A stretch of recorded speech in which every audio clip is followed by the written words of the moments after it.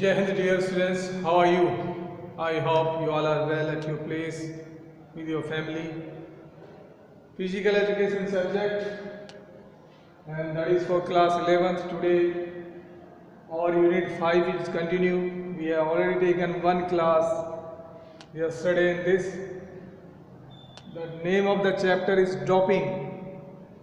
आज हम डोपिंग में बात करेंगे सबसे पहले स्टेरॉइड्स की. So let's start. देखिए जो स्टेरॉइड्स हैं,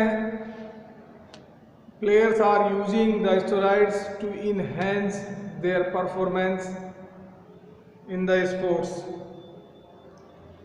just to get the result from the steroids they use it, but it's completely banned by the International Olympic Committee. If any player is found to be using steroids or positive during the test, then he or she cannot participate in the further tournament or matches. Even अगर किसी को already medal मिल भी गया है, that medal will also be taken back okay by the organization. So कुल मिला के ये है कि स्टेरॉइड्स हैं जो बैंड हैं and we are not allowed to use the steroids. So basically steroids हैं क्या, थोड़ा देखते हैं. देखिए स्टेरॉइड्स हैं ये नॉर्मली जो एनिमल सेक्स ऑर्गन्स हैं उनसे बनाए जाते हैं. And what they actually they promote growth and healing process.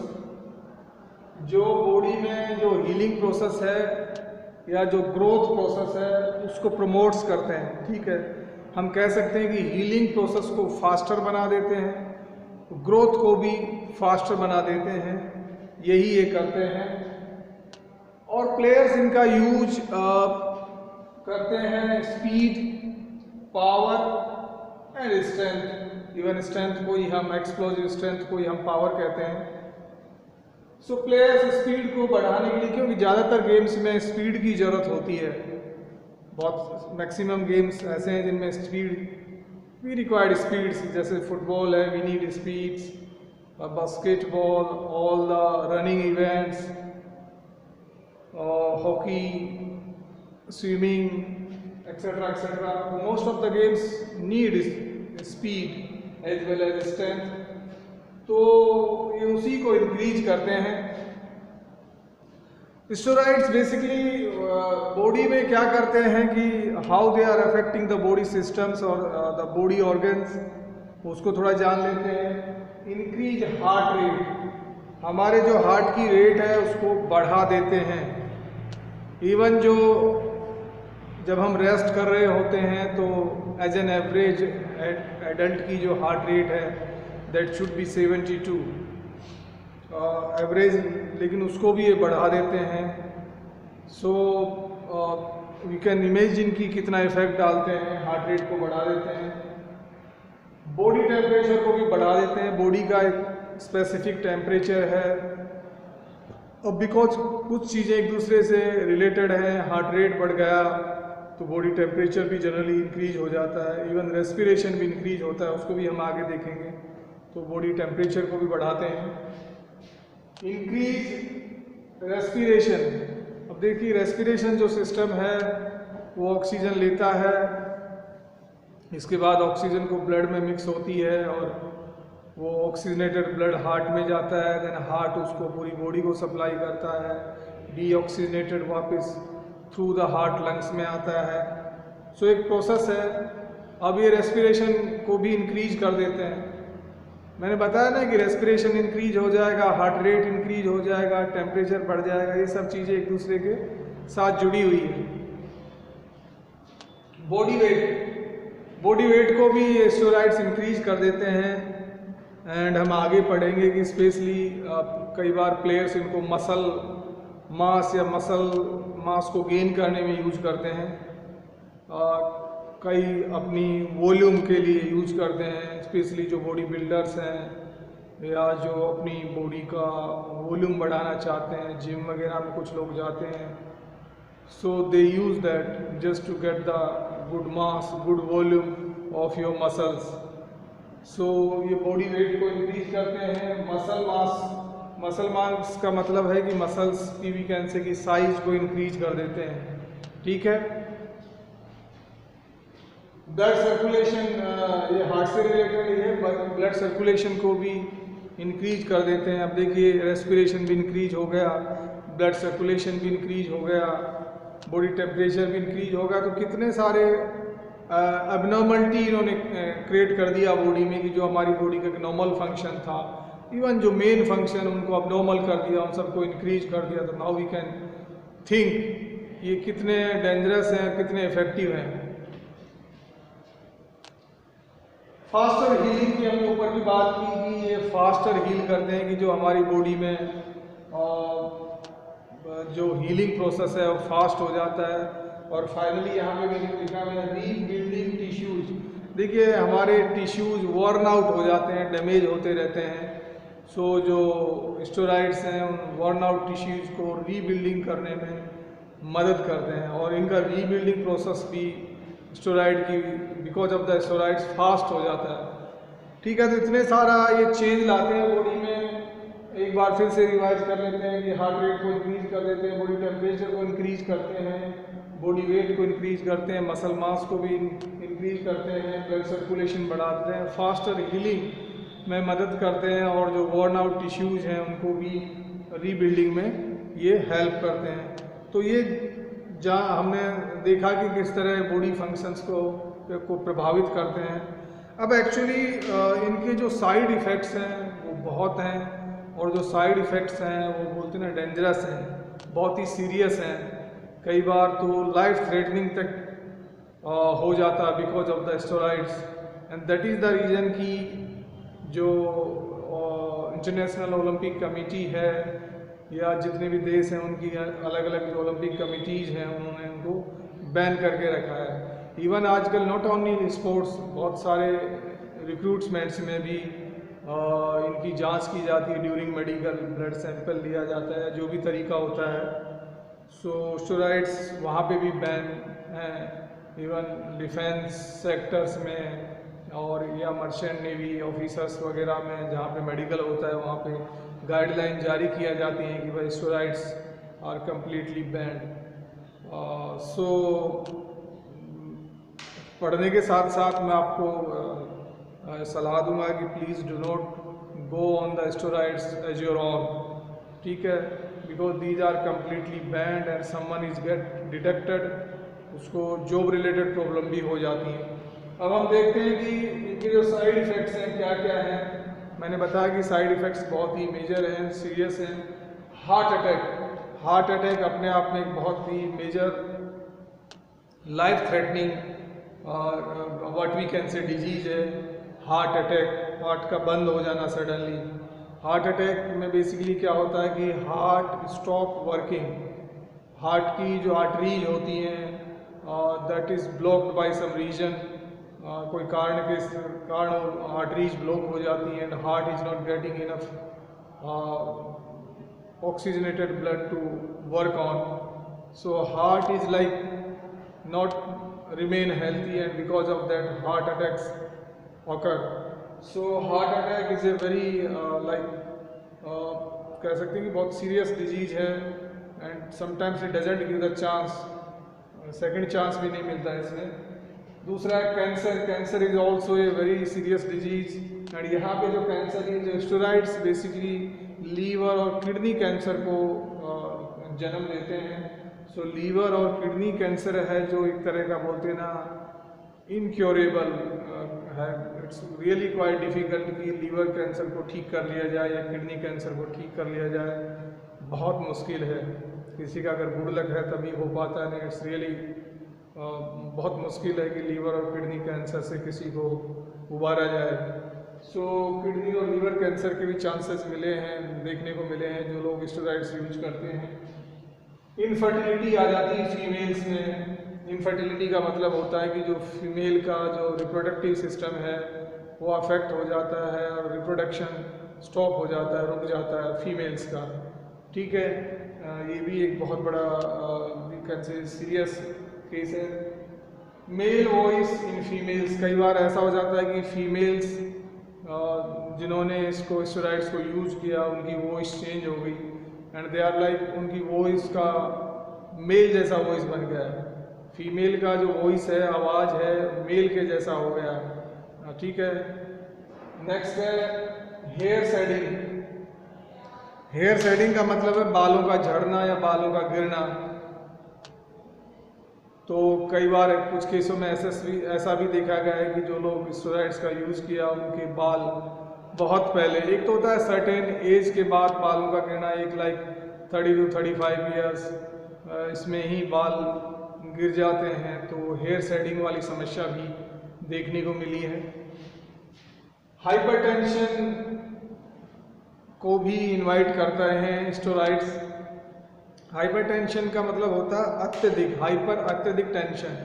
तो hypertension is related to the heart, कि हाइपरटेंशन में इंडिविजुअल का या एथलीट्स का जो ब्लड प्रेशर है वो नॉर्मली वेरीड हो जाता है, बल्कि हाई रहता है। हाइपरटेंशन में ब्लड प्रेशर हाई हो जाता है। सो हाइपरटेंशन को भी जन्म देते हैं steroids. Muscular body in females, जो फीमेल्स की देखिए बॉडी और मेल्स की बॉडी में डिफरेंस होता है। और फीमेल्स की बॉडी जो स्टेरॉइड्स यूज करते हैं उनकी कई बार ऐसा देखने को मिलता है कि उनकी बॉडी मस्कुलर हो जाती है, एक तरह के मेल की तरह, आदमी की तरह फीमेल की बॉडी मस्कुलर हो जाती है, तो वो भी काफ़ी डेंजरस है। और भी बहुत सारे साइड इफ़ेक्ट्स हैं स्टेरॉइड्स के, सो हमने उनमें से कुछ एक को देखा। तो नाउ वी कैन थिंक कि steroids are really so dangerous, कितने सारे साइड इफ़ेक्ट्स हैं। कई बार ये साइड इफ़ेक्ट्स लाइफ थ्रेटनिंग भी हो सकते हैं, व्यक्ति की डेथ भी हो जाती है। Okay, now we talk about the growth hormones. So growth hormones is also banned by the International Olympic Committee and वही प्रोसीजर मैंने बताया कि कोई प्लेयर अगर इसमें पॉजिटिव पाया गया तो उसको खेलने पे रोक लगा दी जाएगी। एंड ये क्या करते हैं बेसिकली, ग्रोथ हार्मोन्स क्या करते हैं, जैसा इनका नाम ही बता रहा है ग्रोथ। सो ये ग्रोथ देते हैं या increase the muscle mass, muscle का जो मास है या मसल की जो वॉल्यूम है उसको इंक्रीज करने में हेल्प करते हैं। हाइट को भी इंक्रीज करते हैं, मतलब हाइट इंक्रीज करने के लिए भी लोग इनका यूज करते हैं। साइज इंक्रीज करने के लिए भी इनका यूज करते हैं।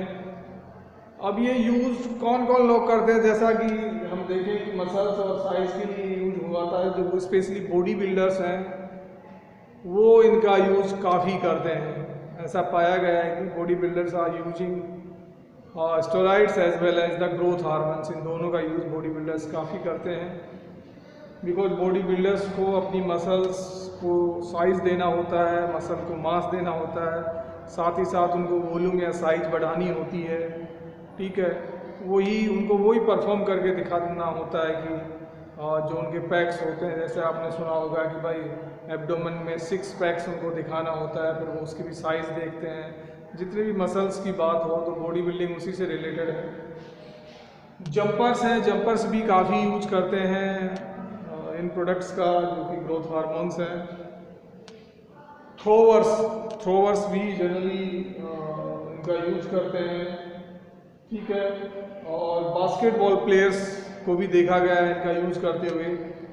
सो बास्केटबॉल प्लेयर्स में भी आपने देखा होगा कि बास्केटबॉल प्लेयर्स की अगर हाइट अच्छी है तो एक एडवांटेज मिलती है इस गेम में, क्योंकि बास्केट की सर्टेन हाइट होती है और इंडिविजुअल कि किसी की हाइट अच्छी है तो प्लस एक तरह से प्लस मिलता है उसको, पॉजिटिव है उसके लिए, स्कोर करने में, बास्केट करने में उसके लिए ईजी होता है। दैट इज़ द रीज़न कि बास्केटबॉल प्लेयर्स भी इनका यूज़ देखने को सुनने को मिला है। सो ये तो था इनके यूज और कौन लोग इनको यूज करते हैं, लेकिन इनके भी साइड इफ़ेक्ट्स बहुत हैं और बहुत ही लाइफ थ्रेटनिंग है, ये भी हम कह सकते हैं। जैसे अनबैलेंस्ड हाइट, अब because players are using for their increasing height, तो कई बार वो क्या है कि जो हाइट है वो अनबैलेंस इंक्रीज हो जाती है कि भाई अनबैलेंस का मतलब होता है कि हो सकता है कि भाई राइट लेग या लेफ्ट लेग, कोई एक लेग ज़्यादा इंक्रीज या अपनी कोई एक साइड ज़्यादा मतलब इंक्रीज हो जाए, दूसरी कम रह जाए तो अनबैलेंस होगी। देन आपने देखा कुछ लोग ऐसे ही चलते हैं, है ना। आई एम नॉट टेलिंग कि उन्होंने ये ग्रोथ हार्मोन्स यूज किया, but you must have seen some of the persons they are like always like उनका पोस्चर ये रहता है and they are walking like that, so that is something like unbalanced. So unbalance height भी देखने को मिलती है, बहुत डेंजरस है।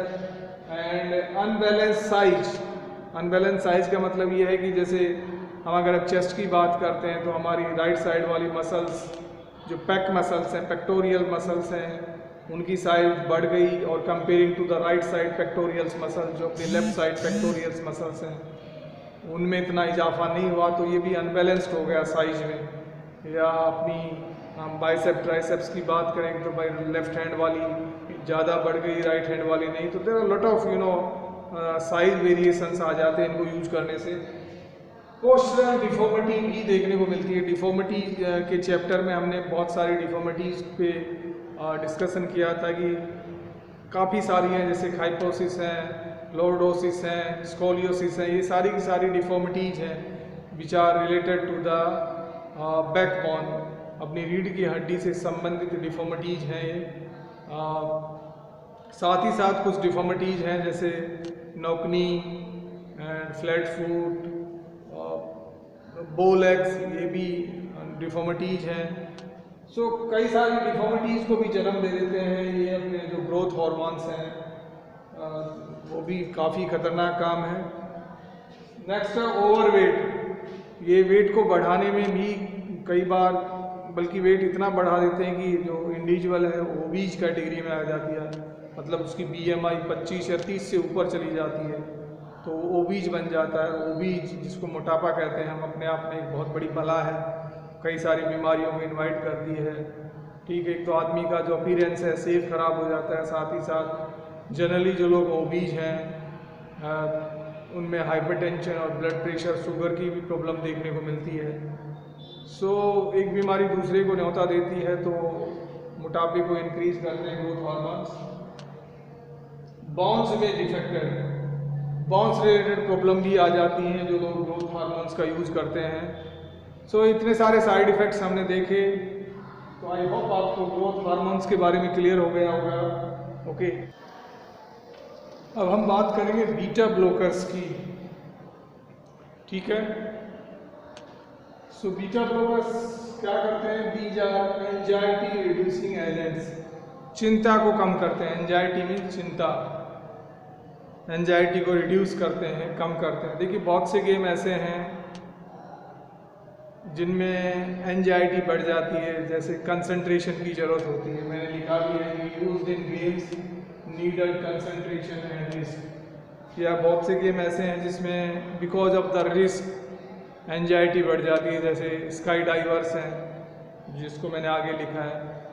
तो स्पेशली जब बिगिनिंग स्टेज में होते हैं, जो लोग सीख रहे होते हैं या बहुत ज़्यादा एक्सपीरियंस नहीं हुआ है, हम स्काई डाइवर्स की बात करते हैं, तो एक एंजाइटी आ जाती है माइंड में, चिंता बन जाती है।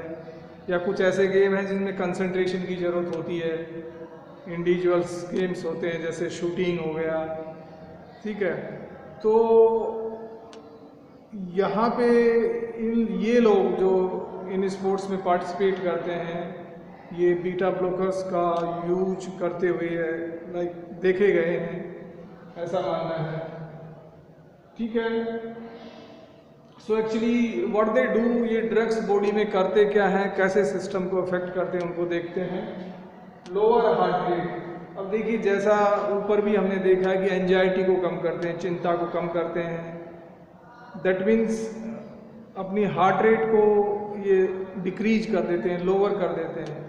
अब जब हार्ट रेट डिक्रीज हो गई तो नेक्स्ट है डिक्रीज बॉडी टेम्परेचर, बॉडी का जो टेम्परेचर है वो भी डाउन आ जाएगा। यानी कि आदमी थोड़ा सा रिलैक्स सा फील करेगा, इजी फील करेगा, उसको इतनी बोलते हैं ना कि वो इतनी क्विकनेस वो फील नहीं करेगा, और थोड़ा सा स्लो एंड स्लीपी टाइप हो जाएगा। सो बॉडी टेम्परेचर डिक्रीज हो जाता है, मसल्स को भी रिलैक्स करते हैं। तो ये जो बीटा ब्लॉकर्स हैं, ये भी देखा होगा हार्ट पे जरूर, हार्ट के फंक्शन को जरूर वेरीड करते हैं। कुछ हार्ट रेट्स को बढ़ाते हैं या अपना ब्लड प्रेशर बढ़ाते हैं, तो कुछ रिवर्स हैं, घटाते हैं। तो बीटा ब्लॉकर्स के केस में ये अपने बॉडी टेम्परेचर को डाउन करते हैं, साथ ही साथ ब्लड प्रेशर को डिक्रीज करते हैं। अब ये कौन लोग लेते हैं? Basically sky divers. मैंने पहले ही बताया कि स्काई डाइवर्स एंजाइटी जब क्रिएट हो जाती है तो स्काई डाइवर्स भी लेते हैं। शूटर्स जो होते हैं, शूटिंग जो करते हैं ना शूटर्स, वो लोग जनरली इनका यूज़ करते हैं। मोटर रेसिंग प्लेयर्स, देखिए जो मोटर रेसिंग गेम है आपने देखा होगा टीवी या वैसे तो मोटर रेसिंग गेम में भी काफ़ी रिस्क होती है। कई बार मोटरों का आपस में कॉलिजन हो जाता है, भिड़ंत हो जाती है, और कई बार तो डेथ भी हो जाती है, प्लेयर की इंजरीज हो जाती है। तो काफ़ी रिस्की गेम है मोटर रेसिंग गेम्स।